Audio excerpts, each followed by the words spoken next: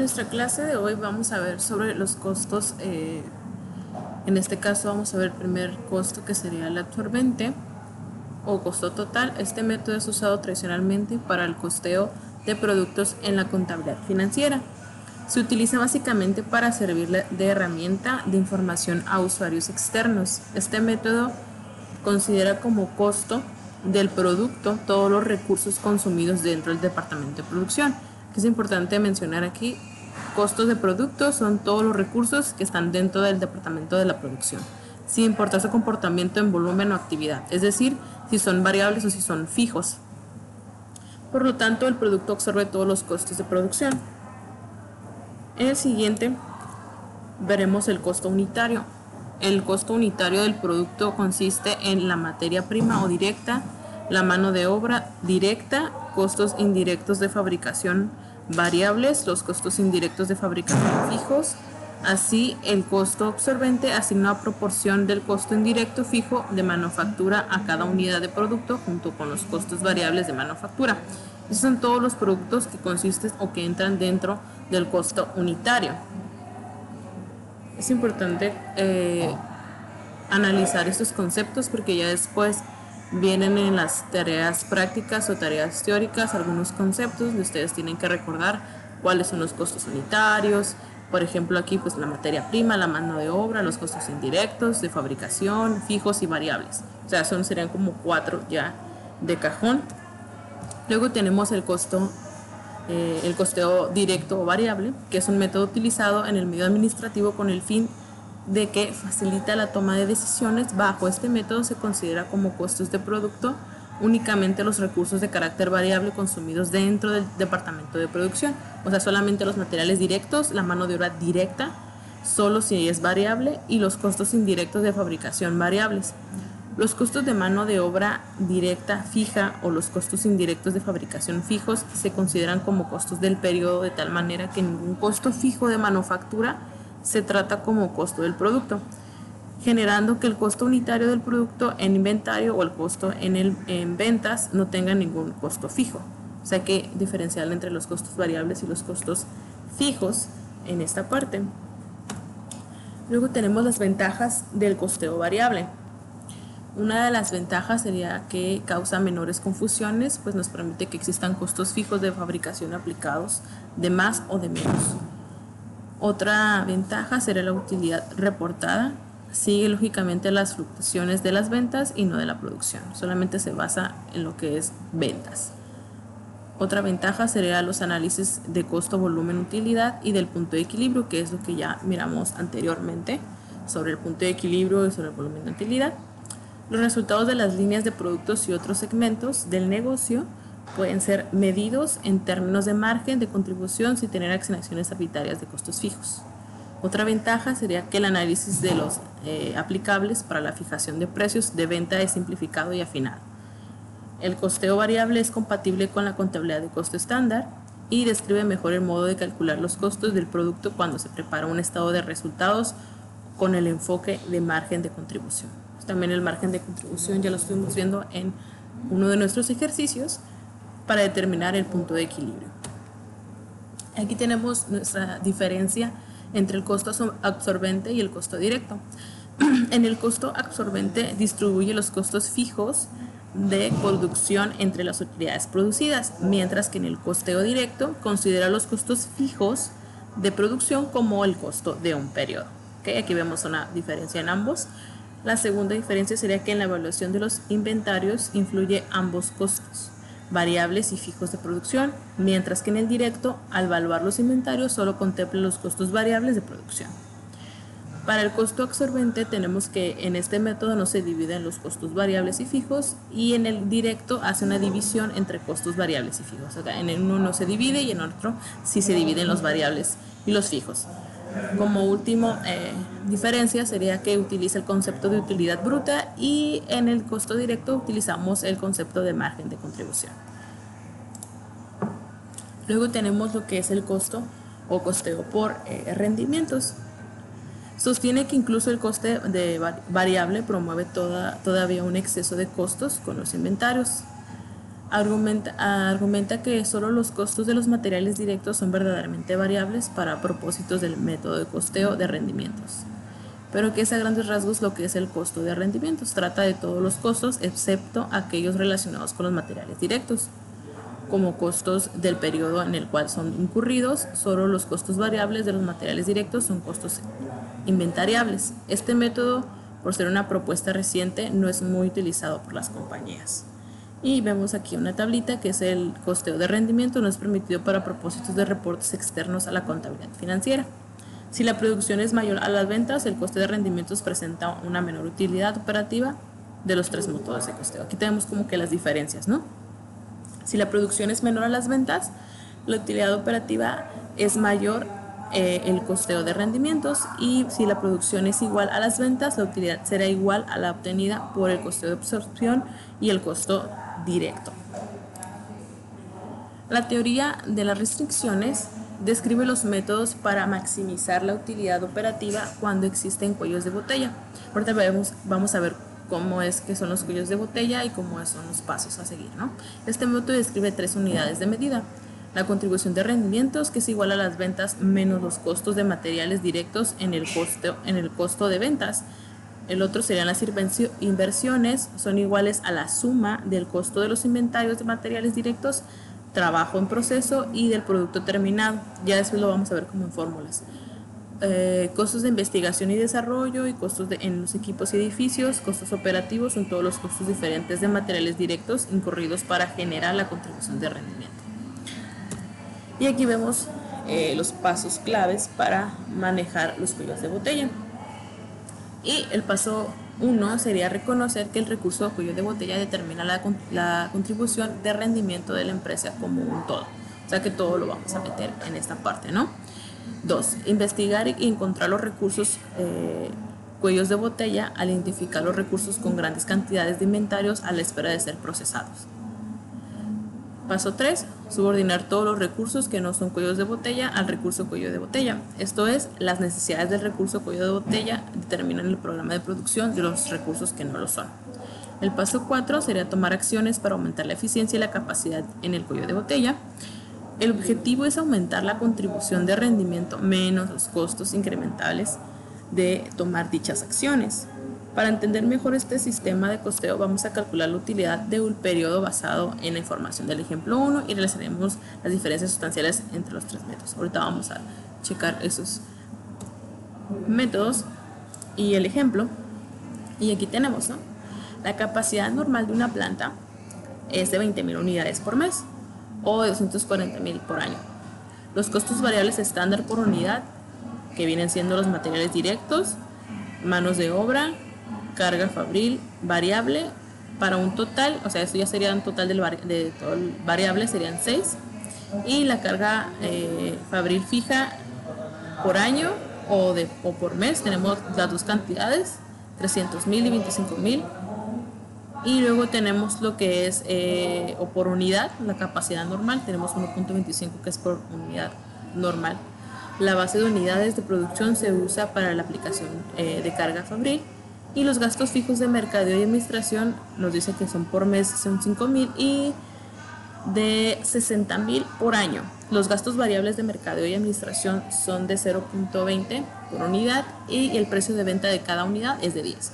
Y aquí vamos a tener como en nuestra tablita más organizada esta información. Lo tenemos en nuestro primer inventario inicial, pues no tenemos nada el primero ni el segundo mes. Luego tenemos ya en el tercer mes los 3.000, perdón. En el cuarto mes tenemos 1.000. Y en unidades producidas tenemos nuestra cantidad del primer mes, segundo mes, tercer mes y cuarto mes. Unidades vencidas y inventario final. En el primer mes no tenemos nada porque vemos ahí las producidas y las vencidas. En esta parte de aquí pues sería como que una resta, 175, la resta de unidades producidas y unidades vendidas nos daría 0. Aquí también el segundo mes ponemos las utilidades vencidas y las producidas, las restamos, ya nos queda 3.000. Restamos también las unidades aquí producidas o vendidas y nos da la cantidad. Tenemos nuestra cantidad igual de lo que había en unidades producidas y vendidas. y hacemos nuestra resta. Y en esta parte veremos la ilustración. Creo que aquí no se va a ver tan clara. Déjenme ver si la puedo ilustrar en otro.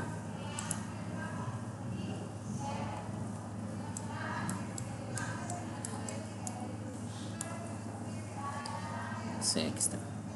Y tenemos aquí el costeo de rendimientos. Solo se conoce como costos variables los materiales directos. Todos los demás costos se consideran como costos de periodo que ocurren. Y tenemos nuestras ventas de primer mes, segundo mes, tercer mes, cuarto mes. Aquí tenemos que el PBU son las unidades vendidas, el CMAU son unidades producidas, inventario inicial, inventario final. Aquí tenemos los nuestros materiales, todos los meses, el costo variable de producción de los 4 meses, el inventario inicial empieza en el tercer mes, recordemos que aquí no había nada, y el costo variable igual, tenemos en los 4 meses, el inventario final, costo variable de ventas, costo de contribución de rendimientos, que sería ya la suma, y tenemos en la parte de abajo,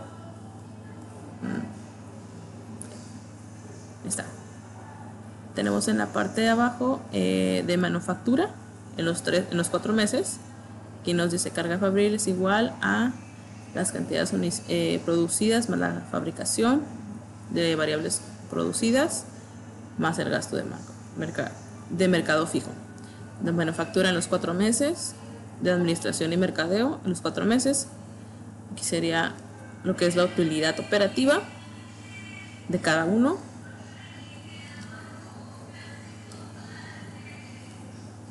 Y vamos a ver el siguiente ejemplo, que es el que tendríamos aquí, que es el de costeo absorbente versus costeo variable, que lo tenemos aquí también.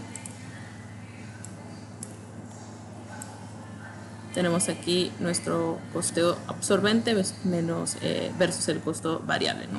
En la ilustración 1, costeo absorbente, primer mes, utilidad operacional del mes, de cada mes. Y aquí tenemos el costeo directo y la utilidad operacional de cada mes. Serían aquí la diferencia de cada uno, ¿no? Vemos cierta cantidad aquí, diferente. Luego tenemos aquí la conciliación de diferencias. Aquí tenemos el cambio de inventario, aumento de disminución, inventario final y inventario inicial. Luego tenemos lo que es el costeo de rendimientos para inventario inicial y final. Las cantidades, esa viene siendo la diferencia, lo que se está restando. Y otra manera de efectuar la conciliación, pues cambio en el nivel de inventario en unidades por tasa fija de aplicación en los costos indirectos de 1.25. Tenemos nuestra tasa fija, le vamos a aumentar la tasa fija a cada unidad y nos da la cantidad de diferencia. Luego tenemos lo que es nuestra ilustración de costeo absorbente versus costo de rendimientos, igual todo lo del mes, costo de absorción, costo de rendimientos, hacemos la utilidad operacional, la diferencia entre cada una, lo que había en una y otra se resta. La conciliación de diferencias igual, el inventario final, inventario inicial, para el costo de rendimientos sería esta. Igual estas dos se restan, ¿no? Esta es la diferencia entre ambas, ¿ok? Donde dice diferencia es la diferencia entre ambas, entre restarlas. Luego tenemos otra manera de efectuar la consideración. Aquí nos dice costos fijos es igual a 2.25 más 0.75 más 1.25 nos da 4.25 de lo que viene siendo el costo fijo por unidad. Ese costo fijo se lo vamos a ir aumentando y obtenemos nuestra cantidad aquí. Y para finalizar tenemos nuestra ilustración 6, que vendría siendo nuestro costeo directo versus costo de rendimiento. Tenemos nuestro costo directo en todo el mes y el de rendimiento, acordémonos que es el que casi no las empresas no están utilizando.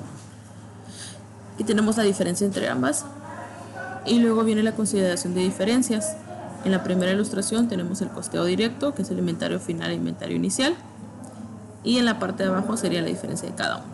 Vemos aquí que se le está restando casi la mitad de cada uno, básicamente. Regresamos a nuestra presentación, y tenemos aquí que los métodos de costeo, después de ver pues todas las variaciones y las diferencias que representan en los tres métodos de costeo, podemos ver que la propia naturaleza del método de costeo absorbente hace que la utilidad varíe con la producción, que es lo que estábamos mirando en las tablas, mientras que el costeo directo, la utilidad varía de acuerdo a las ventas. El absorbente varía la utilidad de producción, el costeo directo varía la utilidad de acuerdo a sus ventas. Luego está la definición del costeo estándar. Un estándar es un precio, un costo o una cantidad cuidadosamente determinada.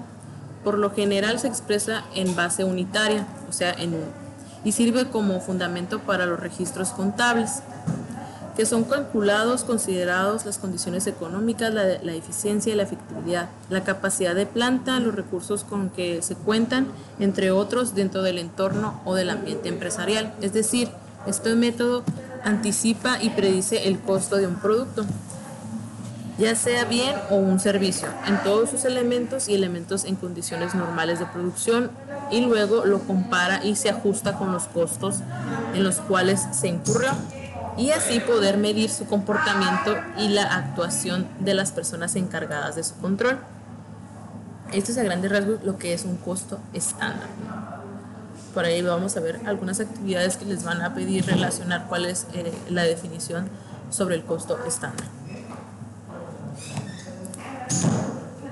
Y aquí tenemos una diferencia conceptual entre el costo histórico y el costo estándar. Consiste en que el costo histórico nos indica los costos incurridos y el estándar los costos que deben incurrirse en condiciones dadas. La diferencia en términos monetarios entre los costos estándar y los costos históricos, que en el presente capítulo llamaremos actuales o reales, y recibe el nombre de variaciones o son bases para la toma de decisiones dentro de un respectivo campo de acción, que son los que vamos a ver ahorita en la siguiente. Aquí tenemos una tabla de las ventajas y desventajas de lo que es el costo o la aplicación del costo estándar. Como ventajas tenemos que facilita el proceso de planificación y medición por comparación entre lo programado y lo que se ha logrado. Luego, permite la determinación previa, o sea, los beneficios que se van a obtener, su programación o su rendimiento. Y otra ventaja sería que también va a facilitar la asignación de responsabilidades y el control por centros de actividad, de tal modo que los 4 superiores de la empresa puedan desarrollar sus actividades dentro del concepto de gerencia por excepción y dedicar gran parte de su tiempo a otros aspectos de la empresa. O sea que viene siendo que el mismo método te obliga como a delegar ciertas actividades. Si el costo de los productos puede ser determinado con anterioridad, lógicamente el precio de venta y el margen de utilidad que se derive del costo del producto podrían ser también programados de este modo y dedicar los esfuerzos al desarrollo de la actividad gerencial y al logro de los objetivos señalados. Otra ventaja sería que la distribución racional del costo de operación del equipo entre los diferentes de productos que se benefician con una autorización a lo largo de la vida del equipo sin tener grandes diferencias cuando el periodo de los gastos de mantenimiento del equipo sean muy altos o muy bajos, ¿no? Esas serían algunas de las ventajas sobre utilizar el costo estándar. Vamos a ver las desventajas. Este quiere decir que está diseñado para el logro de metas fijas. Se corre en riesgo de que en algunos casos las normas para el establecimiento del estándar fijado no sean superadas y por lo contrario contribuyan a una limitación por grado de rigidez que pueda tener el modelo. O sea que puedes pronosticar o tener ciertas metas, pero pues pueden pasar ciertas cosas que no llegues a superar este costo. Luego tenemos otra desventaja que será la necesidad de efectuar ajustes permanentes, especialmente en aquellas economías donde la tendencia a las variaciones en los precios de los insumos es muy grande, ya sea debido a la inflación o otros factores que motiven tales como el cambio, como los incrementos salariales, la escasez de material o igual puede ser el aumento de costo en el material. Pero esto se puede controlar si la planificación se ha estimado a un cierto grado racional de flexibilidad. Es igual, esto se puede calcular puedes poner un rango de precios en cuanto va a aumentar y dentro de ese rango hacer tu plan sobre el costo estándar.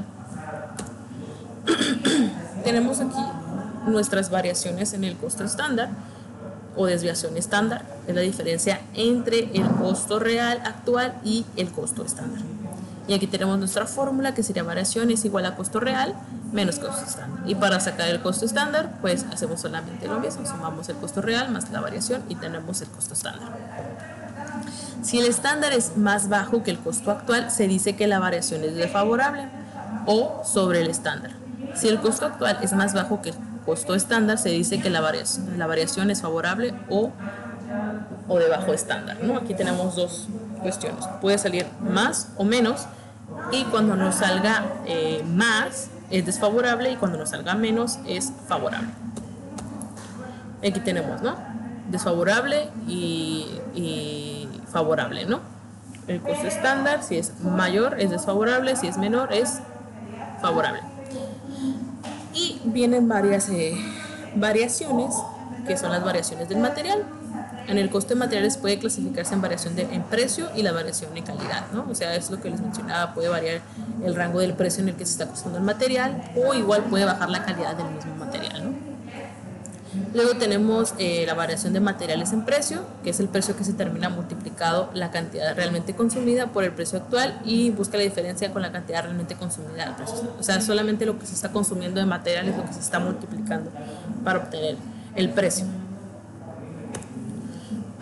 Tenemos aquí como ejemplo material en precio, cantidad actual por el precio actual. O sea, así se va a determinar el precio del material actual. Esa sería nuestra fórmula. La siguiente fórmula es el material en precio estándar, cantidad actual por el precio estándar. Variación de materiales en precio sería 1 menos 2. O sea, voy a restar esto menos esto. Y ya obtendría mi variación de materiales en precio. Variación de materiales en cantidad se determina por la diferencia entre la cantidad actual y la cantidad estándar multiplicada por el costo estándar. Aquí tenemos nuestra tabla, que sería para sacar el material en cantidad, ponemos nuestro precio estándar, lo vamos a multiplicar por la cantidad actual, y para obtener el material en cantidad estándar multiplicamos el precio estándar por la cantidad estándar. Para sacar la variación del material, restamos el material en cantidad menos el material en cantidad estándar. Esto, como en un ejercicio, ya va a venir así como que el nombre de cada uno, cómo se llama cada uno, y ustedes nada más lo van a observar cuál es el valor y lo van a restar. Y pues aquí tenemos en resumen la variación del precio. Generalmente ya está calculada cuando se emplean los costos estándar en la adquisición de materiales, y solamente la variación en cantidad es la que se calcula en el proceso de salida de los almacenes hacia la producción. Y aquí tenemos más variaciones. Ahorita les voy a enseñar un ejemplo sobre el costo estándar, pero primero hay que aprendernos como que estas formulitas que vamos a ocupar después para un entregable, que creo que fue el que les encargué esta semana. Vamos a ver lo de la variación estándar en mano de obra. Al igual que los materiales o las variaciones son también de dos clases, la del precio o tasa por hora y la de eficiencia o cantidad en horas. Y aquí tenemos nuestro cálculo. Variación de mano de obra en tasa, y tenemos que es igual a la tasa actual menos la tasa estándar. Ya que tenemos esa resta, la vamos a multiplicar por las horas actuales. Luego la variación de la mano de obra en eficiencia también es llamada variación en cantidad, se calcula de la misma forma que la variación en cantidad de materiales, y ya aquí está la variación en eficiencia, sería las horas actuales menos las horas estándar por la tasa estándar. Luego tenemos variaciones del estándar de otros costos de fabricación, que pues se pueden clasificar de eficiencia y de variación de presupuesto. También se pueden clasificar en otros grupos como variación de volumen, pero se consideran las dos primeras como suficientes para realizar un análisis. Y se le llama a variación del presupuesto a la diferencia entre el costo actual menos el resultante de multiplicar el costo estándar por las unidades de medida seleccionadas. En esas unidades de medida puede ser las horas, hombre, horas, máquina, etc. Se llama variación de eficiencia la diferencia entre las unidades reales y las unidades estándar multiplicadas por el costo unitario. Todas estas que van explicando como son fórmulas para obtener cierta definición, que son todas las variaciones que hemos estado observando. Igual toda la información está en la plataforma. Esto nada más es como para tener un poquito más claro cómo es que se va a realizar y todo esto, ¿no? Porque ya viene en su entregable, viene como saca la variación de producto, saca la variación de material, saca, o sea, y viene ahí la información, ¿ok? Y pues aquí vamos a ver un ejemplo que dice que una forma de cálculo estándar para la fabricación de un producto alimenticio que tiene como insumos dos tipos de materiales que son convertidos en productos de acabado, pasado por 3 procesos continuos y cuya distribución final se hace en cantidades de 1 kilogramo. La fabricación se efectúa en lotes de 500 kilogramos, repitiéndose el proceso varias veces durante el mes de forma continua, ¿no? Y pues todos los materiales son mezclados en el proceso 1 y luego se sigue su curso en los otros 2 procesos, ¿no? Porque nos dice que están divididos en 3 procesos. Eso se los voy a mostrar en otra. Que es fabricación de alimentos, tabla 1.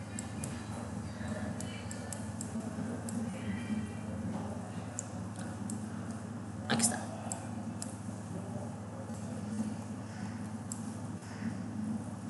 Aquí tenemos nuestra tabla de alimentos.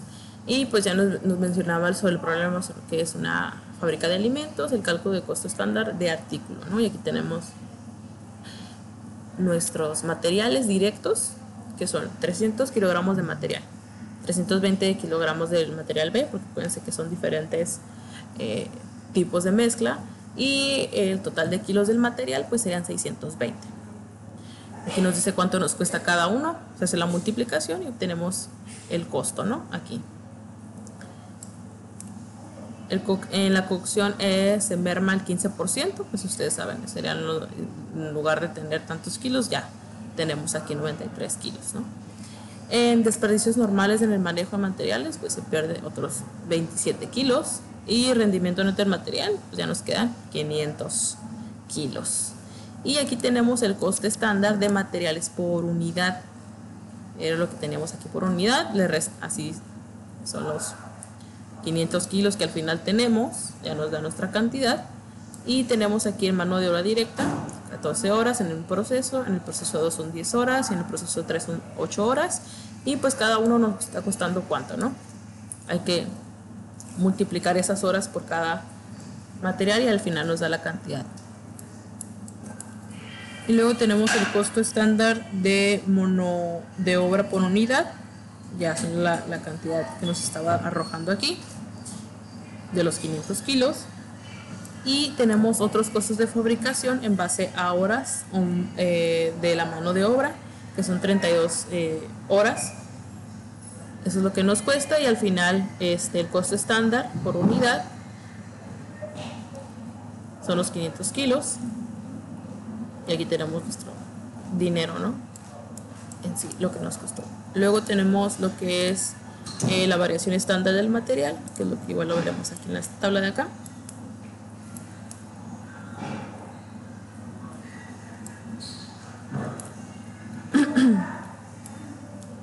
Y en esta tabla tenemos la variación estándar del material, de los 300 kilos y los 320 kilos del otro material, total estándar de material, que fue nuestra cantidad, y variación neta desfavorable.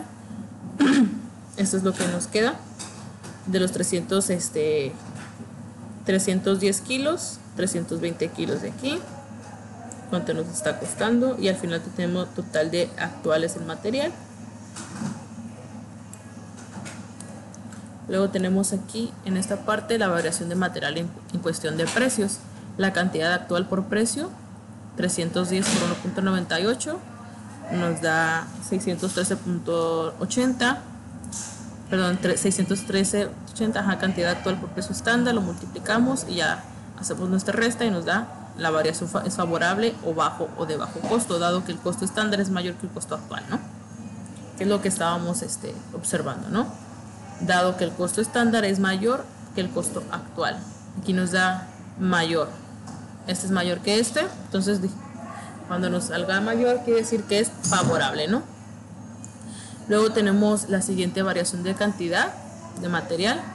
Precio estándar, 620. Precio estándar por cantidad estándar, 600. Siendo la cantidad actual mayor que el estándar, la variación es desfavorable. Aquí es al revés, ¿no?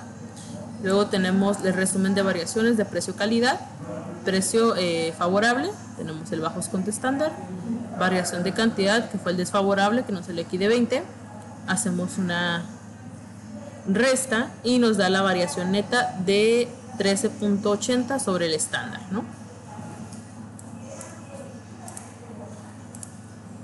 Luego aquí pues como conclusión tendríamos que se consumieron 10 unidades de material, del material A, más de lo previsto, y el coste por unidad fue de 1.98 pesos en lugar de 2 pesos, por lo tanto la diferencia neta fue desfavorable en 13.80 pesos. Con esta base se analizará el por qué se consumieron 10 unidades de más y cuál fue la razón para obtener un precio más bajo, ¿no? Eso es a grandes rasgos de por qué, ¿no? ¿Qué está pasando ahí en el momento de fabricación? En alguno de los procesos se perdió tanto material, ¿por qué? Y nos está costando o nos está arrojando una variación desfavorable, ¿no? Y tenemos el gráfico de variaciones de material. En esta, pues, en el número 1 tenemos que por la entrega de material del almacén al proceso productivo, que es el costo actual, materiales en proceso, tenemos del material A, que serán los 310 por 198, nos da la cantidad, igual. Tenemos aquí el material B, que nos costaba un poco más caro, lo multiplicamos por 1 y pues nos da lo mismo, ¿no? A materiales en el almacén, que eso sería ya todo junto. Luego en el proceso número 2 tenemos por el traspaso de materiales en proceso a la cuenta de productos en proceso al costo estándar. Igual, tenemos la misma cantidad, pero aquí sería el material en 300, nos debe costar 2, nos da 600, en el 320 cuesta 1, nos da 970. Ahí.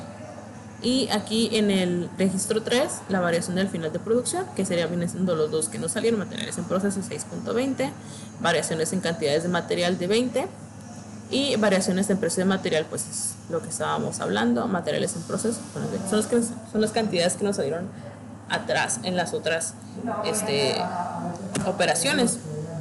Luego tenemos que, contabilizando los datos anteriores y considerando que las variaciones en precio y cantidad son registradas en el momento que se utilizan los materiales, tendremos los siguientes asientos, que esto fue lo que ya hemos visto en contabilidad, que fue el registro de los materiales y variaciones. Tenemos en el almacén del lado izquierdo y en materiales el costo, ¿no? Tenemos en materiales en proceso, cuál es lo que tenemos en el lado izquierdo y lo que tenemos en el lado derecho.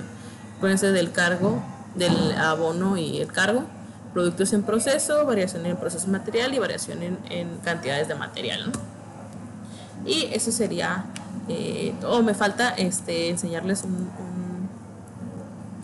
un ejemplo que lo puse por aquí sobre el costeo estándar, y ese es un ejemplo muy simple, que es sobre la hoja de producto de una hoja de costeo estándar de RINES, concepto, nuestra cantidad en dólares, nuestro costo por unidad, el parcial, las horas de trabajo, la cantidad, el costo, las horas del proceso, la cantidad y el costo. Y tenemos que, para obtener el costo estándar por unidad, ¿qué hacemos? Pues vamos a sumar todo esto, lo que nos está costando, ¿no? Son los 320 más los 118 más los 318, y ya nos da la cantidad del costo estándar por unidad de 756. ¿Ok? Ese sería como tal el ejemplo, porque en su actividad de entregable pues viene ya un ejercicio, y pues nos dice, ¿no?, cómo vamos a obtener. Aquí vienen los materiales comprados, materiales utilizados, el costeo estándar viene siendo por hora de mano de obra. Ustedes lo van a acomodar como estaban las otras, igual el costo general, y lo dice, con esa información contesta la siguiente, ¿no? ¿Cuál es el tiempo estándar para ensamblar el transformador, ¿no? El tiempo estándar, ¿ok? Por aquí tenemos aquí lo de las horas, cuánto se está pagando por hora, total de tasa de gastos generales combinados, cuánto sería por hora. Luego tenemos cuál es el costo estándar unitario, o sea, por unidad. Luego, cuál es la variación de precio en los materiales durante el mes pasado, la variación de cantidad de los materiales, la variación de los salarios, la variación de eficiencia. Todo esto fue las fórmulas que nosotros estábamos mirando acá. las variaciones de costos estándar de fabricación, la mano de obra. Aquí están todas las fórmulas. Igual están en la plataforma y en la hoja de texto. Y ustedes pueden determinar, con ayuda de eso, igual de este video, a determinar cada una de las preguntas. ¿Ok? Entonces, igual, si tienen alguna duda respecto a alguna, esta de aquí es después en cada lección viene un video explicado que es la contabilidad fiscal y ejemplos de contabilidad fiscal electrónica. Por eso no les hablé hoy de la clase, porque ya está en video. Solamente hablamos de lo que son los costos estándar, los ingresos y costos relevantes. Está, creo que muy entendible. Por eso no lo abarqué. Quise abarcar lo que viene siendo el costo absorbente, el costo variable y el rendimiento, que son las fórmulas que estábamos mirando hace ratito. ¿Ok? Entonces, igual, mandan un mensaje si tienen algún problema con alguna lección para poder ayudarles.